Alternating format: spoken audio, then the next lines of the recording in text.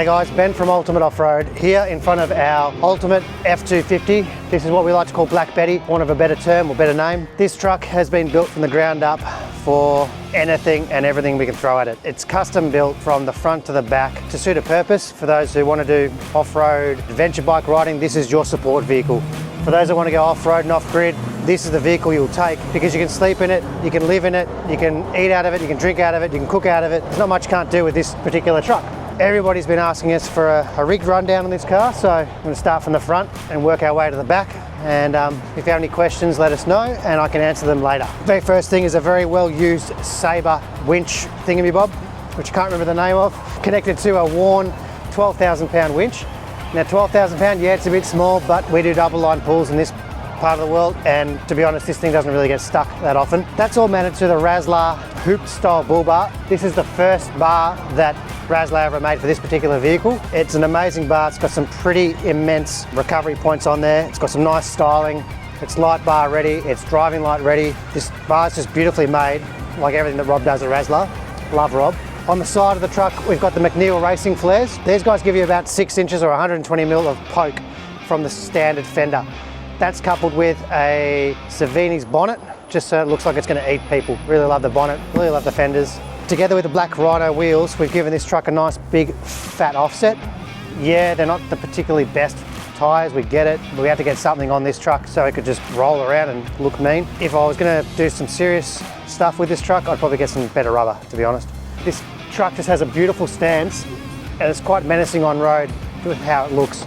Up on top, you've got the front runner roof rack. That's a low line Slimline 2 rack.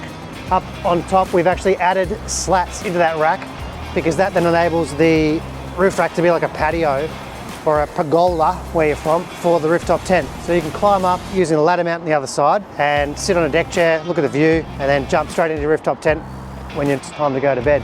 Also housing a GME UHF antenna on a folding front runner bracket and 2 grab handles that house the Rock 9 LEDs, which are switched from inside the cabin. Got the EGR weather shields. Those things are pretty tidy. And for side entrance and egress, also running the AMP Research side steps. These things are the XL steps. They've got a nice little rock slider there.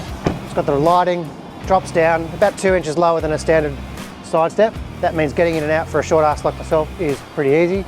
Working our way back to the Thorburns wide body custom built tray and canopy combo. Now this tray and canopy combo can be bought off the shelf. Thorburns have built it, they know how to make it for the Effies, they'll make one for you, they'll make one for your mate. But the tray itself is really beautifully made. The fenders match the width of the wheels. You've got toolboxes on the side, huge amount of space to put your shit in. And on the main canopy, I've just decided to go with a short box. Now the short box, I only wanted a fridge in there because I only carry a carton of beer at a time and that's probably all I can drink within a couple of days. You've got the ARB compressor mounted in there too, which runs the most important thing on this truck, which is the air horns. On the other side, I've got a full custom toolkit as well. On the back of the canopy, I've got the Titan 3-ton off-road jack because nothing will lift this truck unless it's extreme like the rest of the truck. I've got the spare wheel mounted up top, including the front runner Bri. That one's never been used, yeah, it's brand new. But these things are great for off-road camping, cooking a fire and eating sausages and eggs, as you can see there. The rooftop tent and the awnings are mounted up on top of the rear ladder bar as well as the header board. So that can be removed if you want to take it off and move it around or change it up. That's all fully wide, including the rooftop tent, which has a fan installed. And there's the 270 Max awning on the left-hand side and the 180 XT Max awning on the driver's side, full shade. Got a full drawer for all of the recovery gear that lives in there.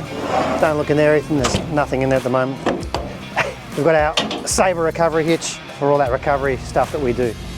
On the driver's side of the vehicle, you've got the rooftop tent grab handle with light combo again, switch from inside the cabin. I've got the wide Bush Company ladder mount so I can get up onto the patio to get into the tent from the driver's side.